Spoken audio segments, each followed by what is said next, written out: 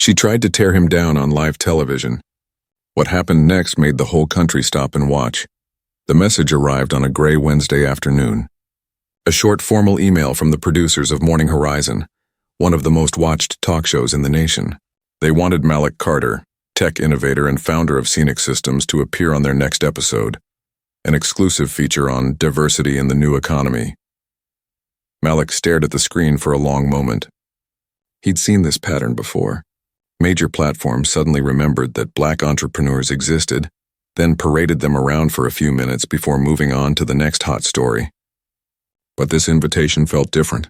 Scenic had just secured a $250 million national defense contract, beating some of the most powerful corporations in America. That wasn't luck or charity. That was the result of 20 years of relentless trial, failure, and resilience. Still, something didn't feel right. His assistant, Renee, noticed his hesitation the moment she stepped into his office. "You're thinking twice about it, aren't you?" she asked softly. He smiled faintly. "Maybe I'm just being cautious." Renee folded her arms. "You know how these shows go. They love a feel-good story until it challenges their comfort zone." Malik leaned back in his chair. "It's national exposure. I'll handle it. Let's see what they have to say." She sighed, shaking her head. "Just don't let them set the trap." He nodded. But deep down, he already knew this was more than a friendly chat. If they wanted a show, they were about to get one. The morning of the interview came with a quiet sense of warning. Malik arrived at KWRN Studios in downtown Chicago. The air in the waiting room was cold, professional, almost surgical. A young producer barely looked up from her clipboard.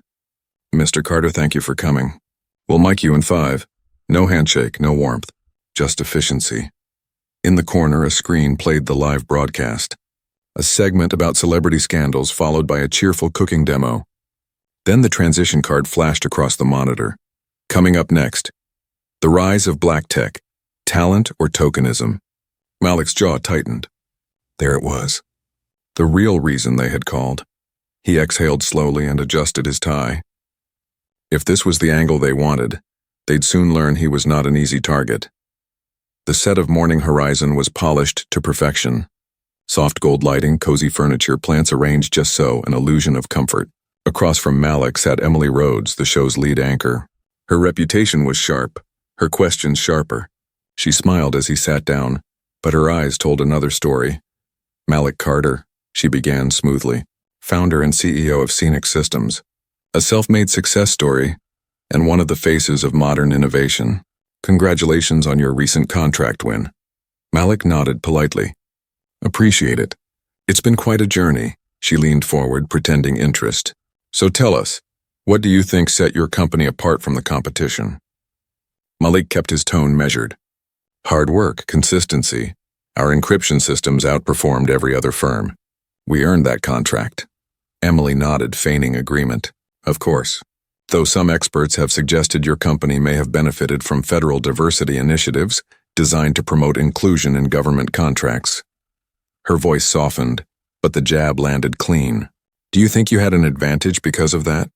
Malik let the silence breathe before replying. "It's interesting," he said. "When a black entrepreneur wins, people call it special treatment. When a legacy company run by the same old families wins, it's called business as usual." A flicker passed across Emily's expression. The crew behind the cameras shifted uncomfortably. She tried to keep her smile steady. "So you're saying race played no role in your success?" Malik chuckled quietly. "Let me ask you something. When Tesla won billion-dollar contracts, did anyone say it was because Elon Musk met a diversity quota? When Jeff Bezos got government funding for Blue Origin, did anyone question his background? Or is that question reserved for people who look like me?" The room froze. Emily didn't move, but her knuckles tightened slightly around her cue cards. She was not used to being challenged this directly, but she wasn't finished. There was more beneath that polished smile. She glanced down at her notes again, then back up. "You grew up in Jackson, Mississippi," she said. "Single mother. Public school. No Ivy League background, no family connections. That's inspiring. But some might wonder, how does someone from those circumstances end up outbidding billion-dollar corporations? Did someone help you along the way?" Malik smiled thinly. "Yes, help came in the form of working 3 jobs while earning my engineering degree. Help came from coding until sunrise in a tiny apartment, because I couldn't afford office space. That's the kind of help I got. For the first time, Emily's voice wavered slightly, but she pressed on. Surely there must have been some mentorship program or initiative that gave you a boost. He shook his head. No shortcuts. Just sacrifice. You'd be surprised what people can build when nobody expects them to succeed. The energy on set had shifted. Everyone could feel it. What was meant to be a comfortable interview had just become something else. A conversation the network wasn't ready for. Emily straightened her papers, the faint sound of them brushing together filling the tense silence. Her tone turned colder, quieter but heavier with intent. Malik, I think a lot of viewers are curious, she said. Do you believe you'd have gotten the same opportunities if you weren't part of a growing push for diversity in tech? There it was again. The quiet accusation. The idea that his success needed explaining. Malik leaned forward slightly. His voice was calm, but there was an edge beneath it. You're asking if my achievements are legitimate. If the system helped me because of what I look like, not what I built. Let me ask you this. When a white billionaire lands a contract, do we ever wonder if the system was biased in his favor? Emily blinked, her eyes narrowing just a fraction. So you're saying race had no impact? I'm saying race has always had an impact, Malik replied. But not in the way you think. It's been an obstacle, not an advantage. If I were white, this conversation would be about innovation, not justification. The control room went silent. Producers exchanged glances. Someone off camera mouthed, cut to break. But no one moved. Emily pressed on. But you have to admit, Malik, programs for minority-owned businesses exist to level the field. Don't they help you? He nodded slowly. They help us survive in a system that was never designed for us. But survival isn't the same as success. I didn't build Scenics on handouts. I built it on sacrifice, Emily's practiced smile faltered. The audience could feel the shift. This was no longer a soft interview. It was a collision of truth and denial. She adjusted in her seat, searching for control. You talk about sacrifice, she said. But many argue that today Black entrepreneurs have more opportunities than ever. Grants, programs, visibility. Isn't it time to stop focusing on barriers and start focusing on merit? Malik's laugh was low and bitter. Merit, that's a beautiful word. But merit doesn't exist in a vacuum. When banks deny Black founders twice as often, when venture capital goes almost entirely to white-led companies, when resumes with African American names get fewer callbacks, tell me, where exactly does merit fit in? A beat of silence followed. You could feel the weight of his words pressing down on every person in the room. Emily took a slow breath, her polished calm slipping for just a second. You sound angry, she said carefully. I'm not angry, Malik said. I'm awake. There's a difference. The producer behind the camera looked as if he'd forgotten how to breathe. Emily shifted tactics, tilting her head like she was about to make peace. Let's look at this from another angle, she began. Some people say stories like yours get more attention because the media loves narratives of struggle and triumph. That maybe, just maybe, Black entrepreneurs are highlighted because it's marketable. Does that bother you? Malik smiled, though it wasn't a kind smile. So now we get too much attention? That's new. In a world where nearly every Fortune 500 CEO looks the same, suddenly the problem is that I get noticed. Emily kept her posture elegant, but a faint crack appeared in her voice. I'm only saying there's a perception that diversity has become a selling point. And whose fault is that? Malik asked softly, because people like me didn't create the imbalance. We're just succeeding in spite of it. If the world finally notices, that's not exploitation. That's overdue recognition. Another silence. Longer this time. No one dared to move. The moment had become something more than an interview. It was an unplanned reckoning playing out in real time. Emily exhaled quietly. I can see you're passionate about this, she said. But let me ask you one last thing. Doesn't your success prove that maybe the system isn't as unfair as people say? Malik's gaze didn't waver. You see, that's the trick. People love to use one success story as proof the problem doesn't exist. If one person climbs out of a burning building, do you point to them and say the fire wasn't real? The fact that I made it doesn't mean the system works. It means I had to fight harder than most to make it through. The studio fell completely silent. Even the lights seemed to hum louder. Emily tried to respond, but no words came. Malik leaned back in his chair, calm now, composed but unshakable. She finally forced a thin smile. "We'll be right back after the break." The cameras cut, but no one in that studio moved. Everyone knew they had just witnessed something far bigger than a talk show segment. Outside, the control room erupted, half in panic, half in awe. And within minutes, clips of the exchange began spreading across the internet like wildfire. But for Malik Carter, that was only the beginning. The real storm was waiting just outside the studio doors. By the time Malik stepped outside the studio, the morning air felt heavier than usual. His phone was already buzzing in his pocket. Dozens of missed calls, hundreds of notifications. The moment had caught fire faster than he could process it. Within an hour, clips of the interview flooded every social platform. One post read, "Malik Carter just told the truth on live TV and shut down the entire show." Another said, "This man just dismantled systemic bias in 5 minutes." Hashtags appeared faster than news outlets could track. A Carter truth was trending at #1, but not everyone was applauding. Under every praise came a wave of resentment. Here we go again, another victim narrative. He should be grateful, not angry. If the system's so bad, how did he get rich? Malik scrolled for a while, his jaw tight. He knew this part would come. The world didn't like mirrors held too close. Renee called him before he could reach his car. "Malik, you just broke the internet," she said, half laughing, half anxious. "We're getting messages from journalists, investors, activists, everybody," he sighed. "That's not what I wanted." "Maybe not," she replied, "but it's what happened." By noon, cable news channels were running split screens of the interview. Analysts dissected every sentence, debating whether Malik Carter was a hero or a headline hunter. One anchor said, "He spoke truth to power." Another countered, "He turned a professional discussion into a racial argument." Within hours, Morning Horizon released a statement, carefully worded, diplomatic. "We value open dialogue and diverse perspectives. While today's discussion grew more intense than anticipated, we stand by our commitment to balanced conversation." Balanced. Malik almost laughed when he read that. There was nothing balanced about what happened. It had been a performance until he refused to play his part. His assistant texted again. "We just got an email from Solara Investments. They want a meeting." Then another text. "2 more venture groups asking for introductions." Renee called again, excitement in her voice. "It's insane. Investors who ignored us last year suddenly want to talk. I think this actually helped us." "Helped?" Malik asked softly. "Renee, half the country thinks I'm the problem." "Maybe," she said, "but the other half thinks you're the truth." For a long moment, Malik said nothing. He was looking out at the Chicago skyline through the tinted window of his car, watching people move about their day, unaware that something had just shifted in the national conversation. Then came the email that made him stop breathing for a second. A subject line with one word, enough. Inside, a single sentence.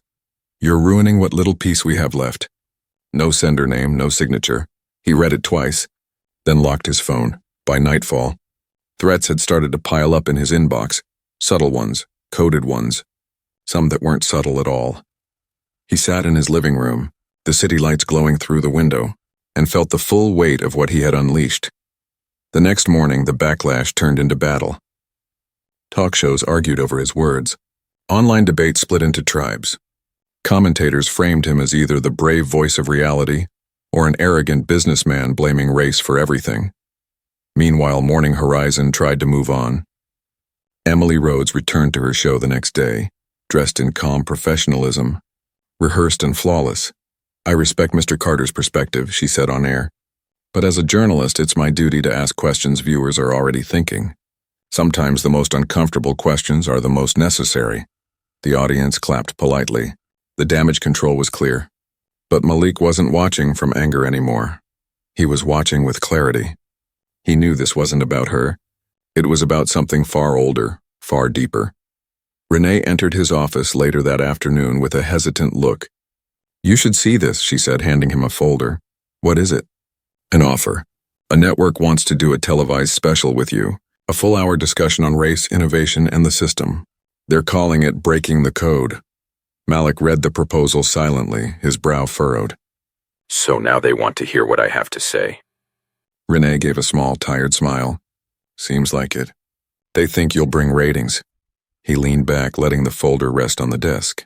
Maybe it's not about ratings this time. Maybe it's time to stop defending and start defining. Are you sure? She asked. It's going to get louder if you do this. Malik nodded slowly, then let it get louder. That night he sat by the window of his apartment, the city stretching out beneath him, and thought about every door that had ever closed in his face. Every meeting where his ideas were stolen. Every time he'd been asked to prove he belonged, the world had watched him get cornered on national television.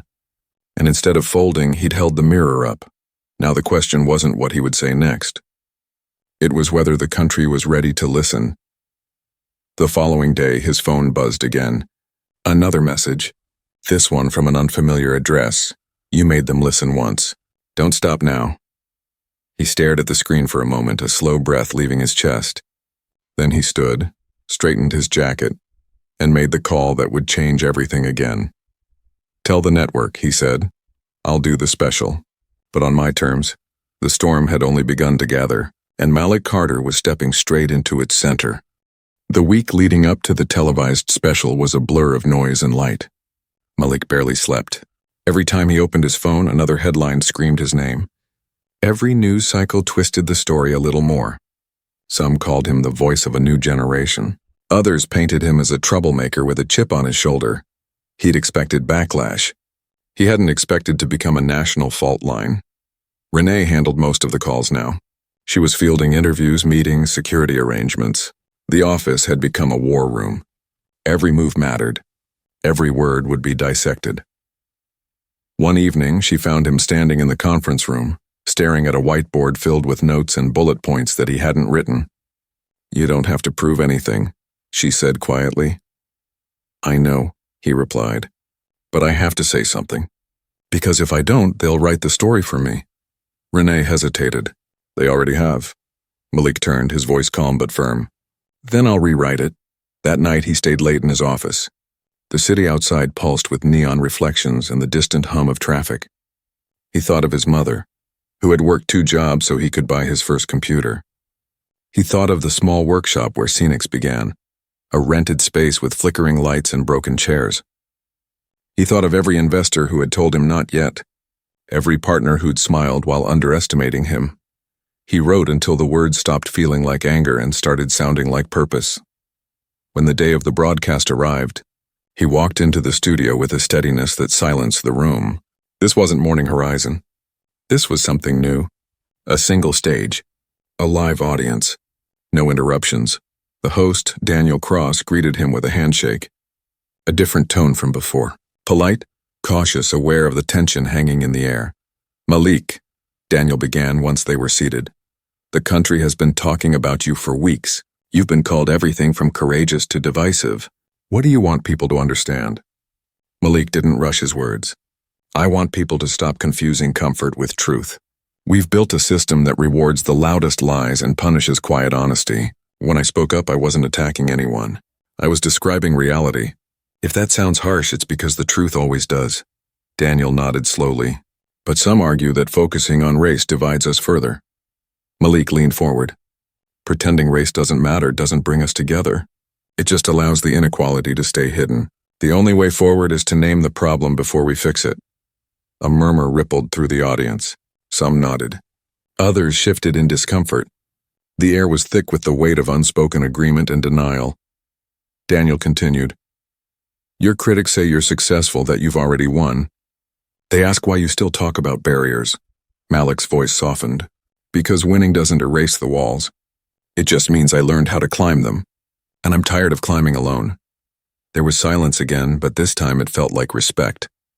Daniel hesitated, then said, You know, a lot of young people are watching you tonight.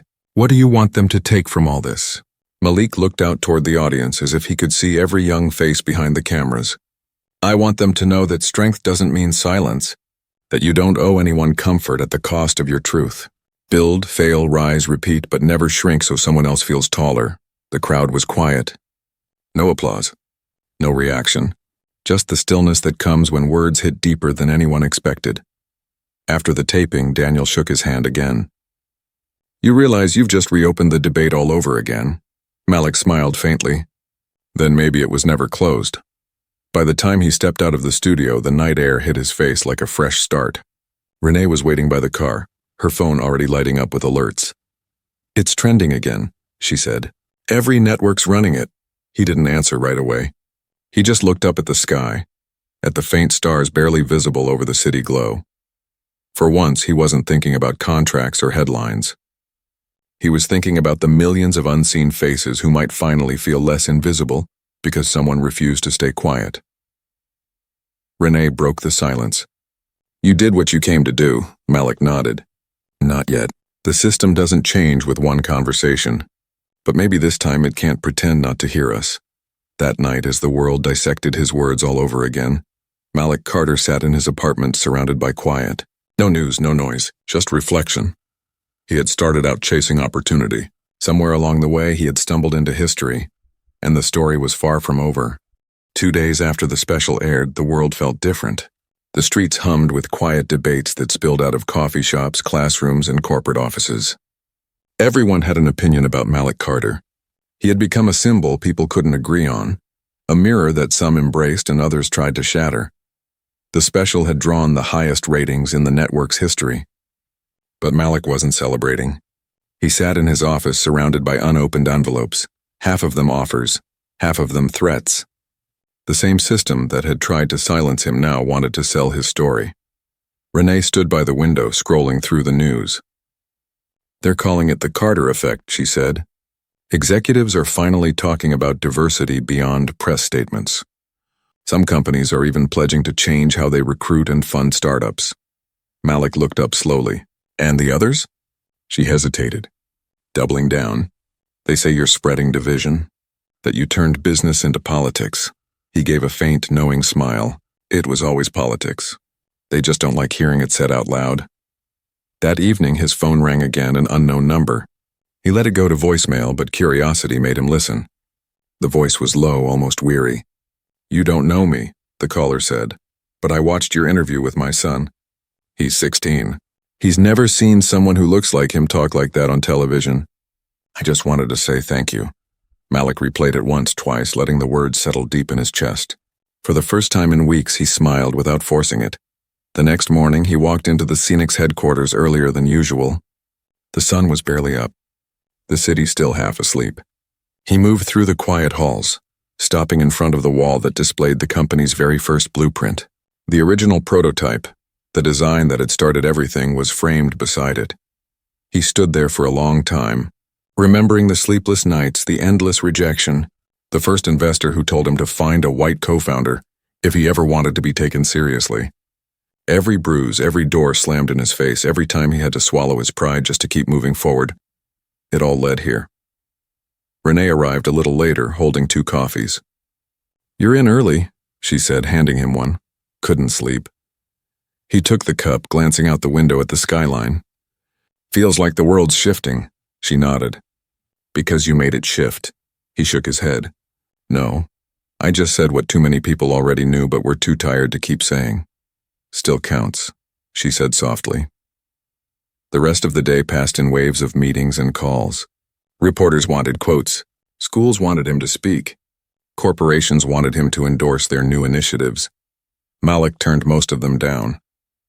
He wasn't interested in being a headline anymore. That night, as the office lights dimmed and the building grew still, he walked out onto the balcony overlooking the city. The wind carried the faint hum of life below.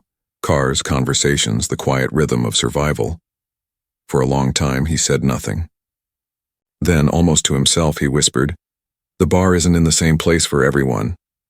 The words hung there, heavy and true. He thought of the men who had failed upward, of the women who had been overlooked, of the brilliant minds locked out by invisible gates. He thought of every young dreamer who still believed the world would be fair if they just worked hard enough. He knew that wasn't how it worked. Not yet, but maybe, just maybe it could.